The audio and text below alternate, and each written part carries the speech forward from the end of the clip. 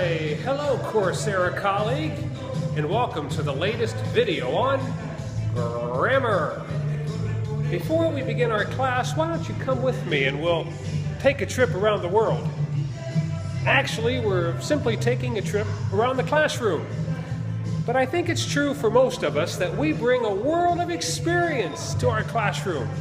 Some of us have traveled different countries, learned something about different cultures, tried to learn with some success different languages, and bring all those learning lessons, those humorous stories, etc. into our ESL classroom. So today, I am the teacher, and you are the class. And at the same time, you are the teacher, and I am the class.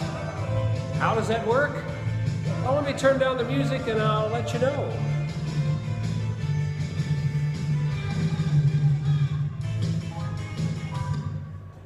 You have heard of synchronous learning and asynchronous learning, probably, of using technology in the classroom, or blended learning, combining it.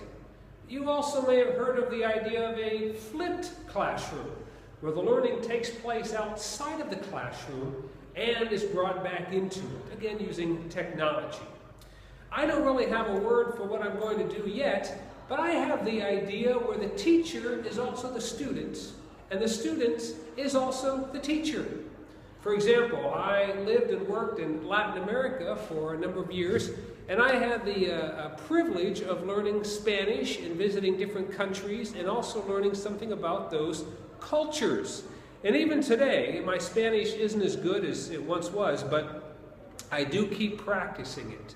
And I worked hard on writing, and I got pretty good at Spanish writing, but I was never able to completely master it. But I did keep trying.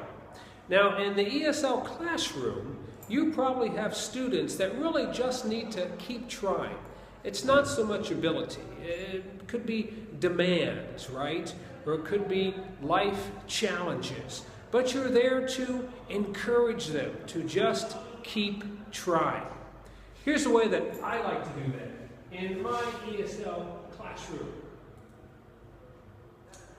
Learning English, Spanish people, I will include these links in the lesson plan, have certain mistakes that they make in grammar. For example, they would say, instead of saying I'm 18 years old, I have 18 years, and that is because in Spanish, that is the direct translation, tengo 18 años, or I have 18 years. And that's brought right across to English. Or in Spanish,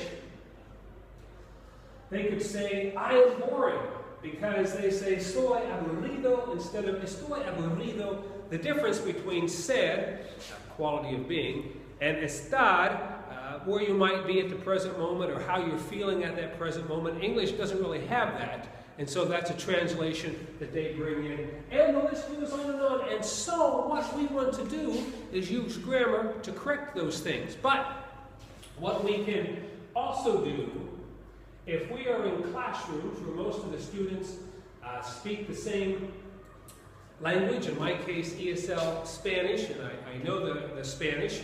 I also teach ESL Chinese, or have taught that. This is more challenging there. But in Spanish, I make similar mistakes. And English speakers trying to learn Spanish make those same mistakes. Gender confusion, literal translation, pronunciation. And so I would bring exercises in and have the students correct my Spanish. It would show them that we are all language learners together. And it would show them that the need just to keep trying and have humility and not put so much emphasis on an expert, but that we all can be in some way experts as we keep trying is key. And so they would learn from me through grammar and exercises, and I would learn through them as well.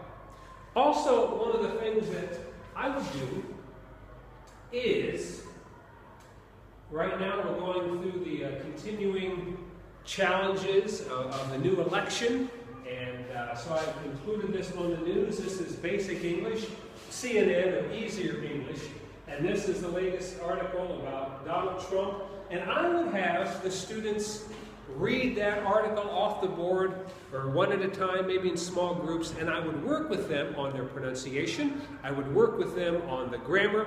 I would ask them to decipher those things like that. Right, I'm talking to you. And then what I would do is find that same similar article on the same news in a Latin American newspaper, and I would read that to the students. And the students can work on correcting my Spanish and my pronunciation.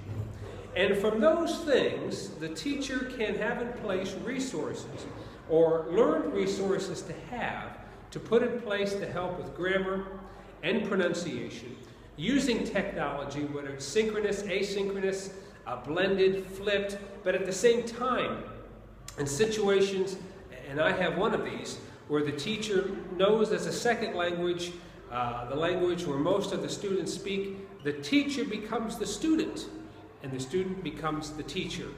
And that shows, excuse me, that shows the student that, that we're all in this together, and we can all help each other together. So thank you for being a part of it. Take your trip around the world and around the classroom.